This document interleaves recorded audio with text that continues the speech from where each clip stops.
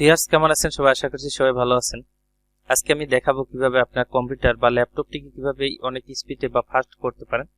তো অনেকের মনে মনে প্রশ্ন যে আসলে সবার কম্পিউটার বা ল্যাপটপ ঠিকই ফাস্ট কাজ করে, কিন্তু আমার ল্যাপটপ বা পিসিটা কেন ফাস্ট ভাবে কাজ করে না। তো আজকে আমি সেই বিষয়টাই তুলে ধরবো এই ভিডিওর মাধ্যমে।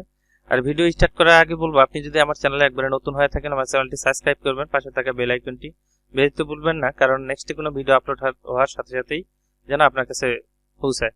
আর ভিউয়ার্স, আপনি যদি আমার চ্যানেলে একবারে নতুন হন, আমার প্রিভিয়াস সিপিএ মার্কেটিং, সিপিএ এবং এফিলিয়েট মার্কেটিং এর উপরে অনেক ভিডিও দেওয়া আছে, সেগুলো দেখে আপনি আর্নিং করতে পারেন।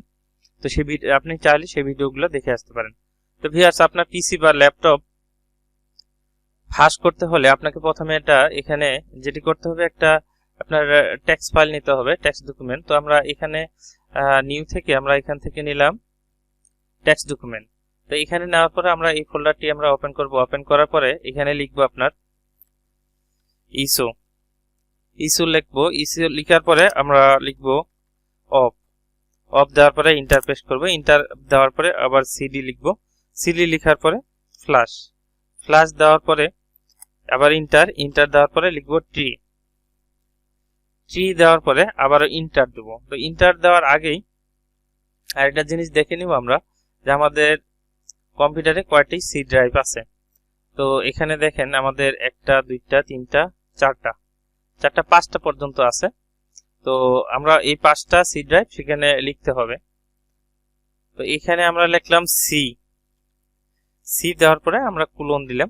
কোলন দেওয়ার পরে আবার ইন্টার দিলাম, তারপরে দিব আবার ট্রি দেওয়ার পরে ইন্টার দিলাম, তারপরে ডি দিব। যার যতগুলো সি ড্রাইভ আছে অতগুলোই আপনি ইউজ করবেন। তো আমি ডি দিলাম। ডি দেওয়ার পরে আবার কোলন দিলাম, দেওয়ার পরে আবারও লিখবো আমি এখানে ট্রি, দেওয়ার পরে আবার ইন্টার, তারপরে হচ্ছে লিখলাম, আবার ক্লোন দিব। ক্লোন দেওয়ার পরে আবার ইন্টার, তারপর আবারও ট্রি লিখবো। এখন কথা হচ্ছে, যার কম্পিউটারে বা ল্যাপটপে যতগুলা সি ড্রাইভ আছে আপনার ততগুলো এখানে তুলবেন। তো আমার কাছে আমার এই পিসিতে যেহেতু আমার এইচ পর্যন্ত আছে, সেহেতু আমি এইচ পর্যন্ত ইউজ করব। তো এখানে আছে এর পরে হচ্ছে আপনার এফ জিএস। তো এখানে আমরা অ্যাপ দিলাম। অ্যাপ দেওয়ার পরে আবার ক্লোন দেওয়ার পরে ইন্টার, তারপর আবার ট্রি দিলাম। ট্রি দেওয়ার পরে এখানে দেব জি দেওয়ার পরে আবার ক্লোন দেওয়ার পরে আবার লিখবো ট্রি, দেওয়ার পরে এখানে এইচ দিব। এইচ দেওয়ার পরে ক্লোন দিলাম, আমার কিন্তু শেষ।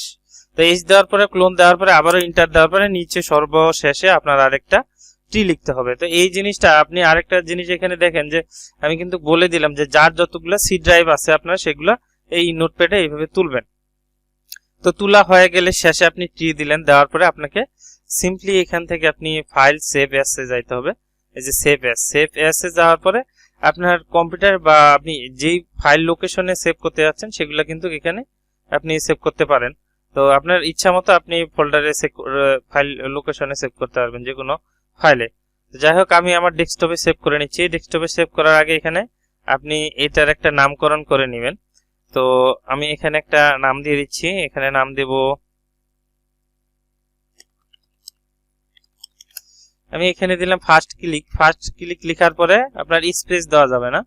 তো স্পেস না দিয়ে আপনার ডট দিতে হবে। ডট দেওয়ার পরে বিএটি বোর্ড দিতে হবে। বোর্ড দেওয়ার পরে আপনি যদি সেভ দেন তাহলে কিন্তু আপনার এক্সটেনশন একটা দেখবেন যে আপনার ডেস্কটপের উপরে একটা আইকন চলে আসবে। তো আমরা দেখেন যে ফার্স্ট ক্লিক লিখার পরে ডট দিছি, তারপর বোর্ড বিএটি বোর্ড দিছি, তারপর দেখা যাচ্ছে আমরা এখানে সেভ দিব। সেভ দেওয়ার পরে দেখেন কি হচ্ছে, আমরা সেভ দিয়ে দিলাম। সেভ দেওয়ার পরে দেখেন যে আমাদের এই যে এটা এখন আর লাগতেছে না, আমরা এটা কেটে দিলাম। তো এই টেক্সট নোটপ্যাডটা, এই যে টেক্সট ডকুমেন্টটা, এটা আপনি রাখে দিতে হবে।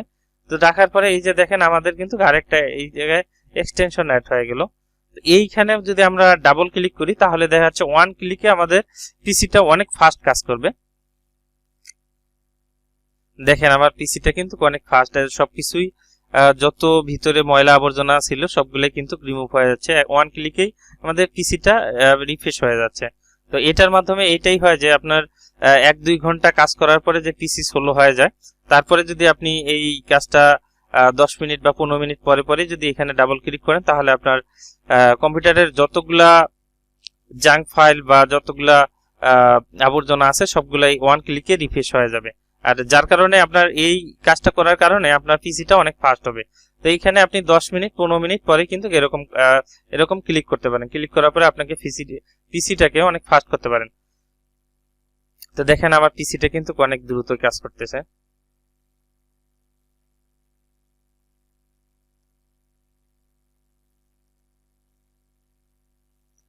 তো দেখেন আমি দুইবার ক্লিক করে দেখালাম। আপনি এখানে যখন এক্সটেনশনটা হবে তখন আপনাকে কি করতে হবে, এখানে ডাবল ক্লিক করতে হবে। ডাবল ক্লিক করলেই কাজ করবে, আর অন্যথায় কিন্তু কাজ করবে না। আপনি ডাবল ক্লিক করে নেবেন।